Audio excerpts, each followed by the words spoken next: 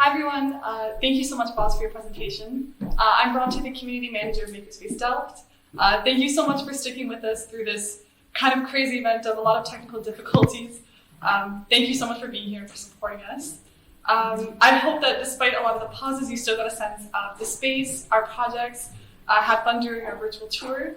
And so you've heard a lot about where we are right now in our journey, and I'm going to tell you a little bit more about the future vision of Makerspace Delft and where we hope to go in 2021.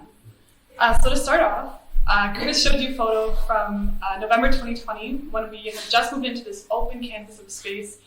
We didn't know what it was going to look like. We were scrubbing the floors, trying to get everything off the ground.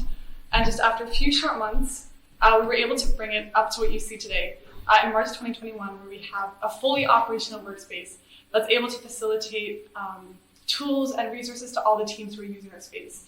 So we've definitely come a long way, and this is only possible because we're located in a very unique area in Delft called the Kabeldistrict. This is an up-and-coming area in Delft where there's so much going on all the time. There's this absolutely insane range of art studios, firms, startups, projects, dream teams. There's so much happening in one space. And every time we go out of our workspace, we're constantly meeting new people and being inspired by this area. So it's definitely really contributed to our growth and our enrichment. And to say a little bit more about the Kabeldistrict and this area and what the plans are for the future, we actually have Thomas Piekhaar who's going to say a few words about the Kabeldistrict. Delft, in the center, this beautiful city center of Delft, and on the south, we are redeveloping a 12 acres plan with 3,500 housing and also 30,000 square meters of makerspace. So where companies like Chris maybe can have an office and also work on their projects. On the left, you see an image of how the Kabeldistrict is right now, and on the right, you guys see a picture of how Kabeldistrict is going to be. So it's going to be with a lot of housing, but also with a lot of capacity for companies that are initiative in the high-tech scene. The factory has also a huge history. I think 60 years ago, this was the place where the most cables were made for whole Europe. So the place is also a big historical value for the municipality of Delft. Furthermore, where we are, what we're trying to reach is to get companies like Chris, so like the small startups, give a chance to get themselves to a scale up, and then maybe also grown up. And it would be great if the grown ups and the scale ups can join us when the new housings are ready and when the new buildings are ready. And we're focusing on the engineering, the research, and the prototyping. So like the companies that needs an office, but also needs a space where they can really work on their projects. I think in that case, Makerspace is a huge additional value for Kabeldistrict. I'm mostly focusing on the short-term phase where we're trying to add 2,500 square meters of companies that are active in the high TSM sector, as we know it in Delft. So Makerspace is part of that, but also the KD Lab, which we will be opening on April 2021. So that's almost I think in 2 months. And we also just opened the KD campus, which was done by Stefan Brandlicht, the other wethouder. I don't know it in English. I'm sorry, wethouder from the municipality of Delft. So we're trying step by step to work to a whole new Kabeldistrict where I hope the Makerspace Delft will be part of it for hopefully a lot of years. I kept it short because I think it was a nice presentation, Chris, and well done. Because due to all the COVID issues, I think you guys really put a lot of effort and work on it. I can still remember the first day when James and you joined the office at Kabeldistrict, and mostly when students ask me to participate in a project, I'm a little bit careful because I can remember how I was as a student. But you guys. You really nailed it. I was there today, and it looks amazing. I think how you guys did the job in 4 months is really promising. It's promising for you, but it's also promising for Kabeldistrict. So it would be very nice if you guys can grow with us.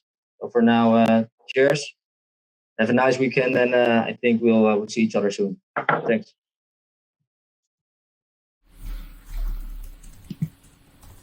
Perfect. Thank you so much, Thomas, for telling all of our viewers about the Kabeldistrict and the area that we're located in. Now we're going to move into a little bit how Makerspace Delft is going to look in 2021, and along with the vision of the Kabeldistrict in the future, how we're also going to be moving forwards. So there's two different areas that we're investing in heavily. The first is community outreach. So we're really looking to expand the amount of people who are accessible, who are able to access the space, and we're able to use everything that we have on offer. And secondly, we're also looking at investing in maker support. So what can we do for all the teams, entrepreneurs, startups, everyone who's currently using the space? What can we do to enhance their learning and support them in any way that we can? So first off is community outreach. The first thing we want to do right now is break the university bubble. So if you've heard our presentation and seen some of our project features, then you probably know that most of the students who are working here are students from the local university, TU Delft.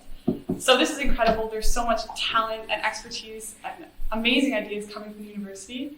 But there's also so many other stakeholders in our community that could really benefit from a space like this. So this includes high school students, primary school students, HBO, MBO students, and just even people who have hobby projects and ideas that they want to get started on. This could be someone who's a working professional and has a hobby project that they're operating under their garage, and they need a laser cutter. So there's definitely not just students who need this space, and we're really going to start investing and hosting events for other stakeholders in our community. Secondly is that I want to have open evenings for people who are potentially interested in seeing the space.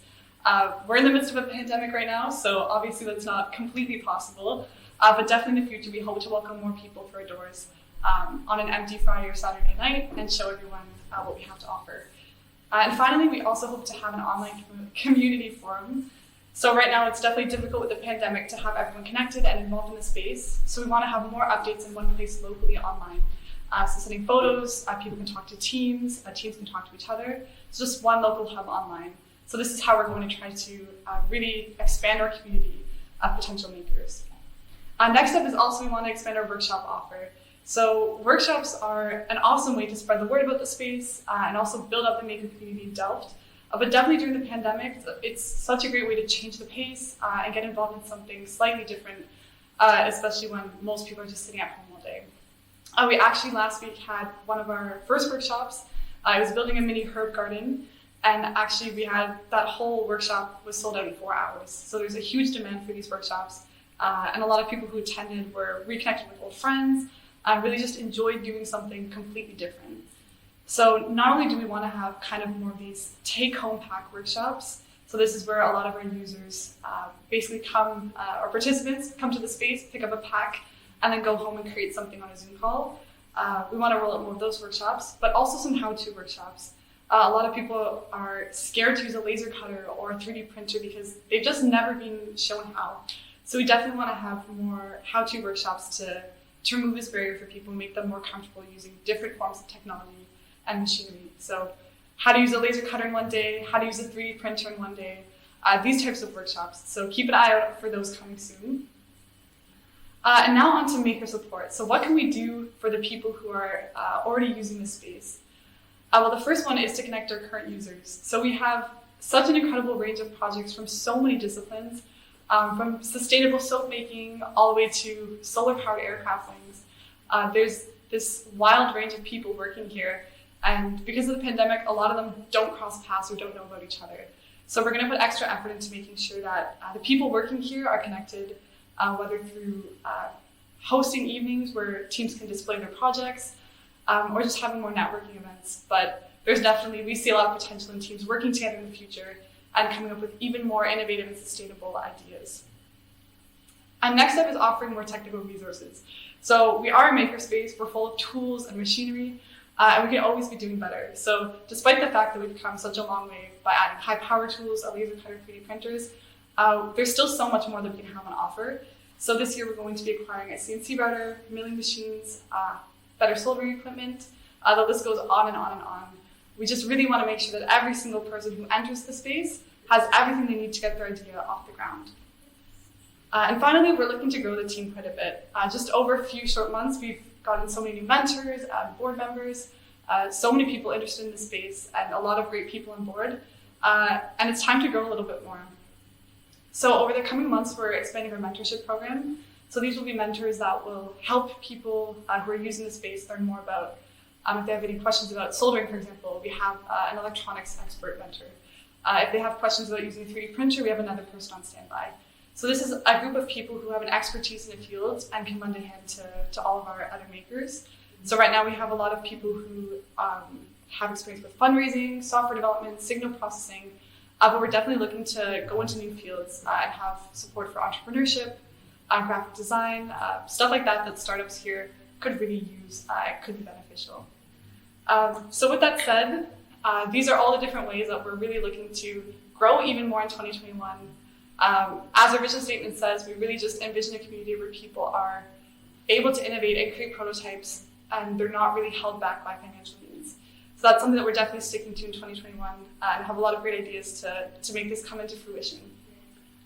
So thank you so much. That was our final presentation, and on behalf of the team, all of our sponsors, all of our partners, thank you so much for coming to this event and for sticking through all the technical difficulties. We're streaming from the middle of a workspace right now, so I guess something was bound to kind of go a little bit wrong, but thank you so much for coming by and supporting us.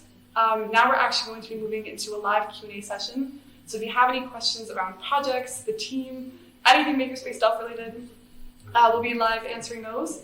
Otherwise, thank you so much for attending, and I hope you have a fantastic evening.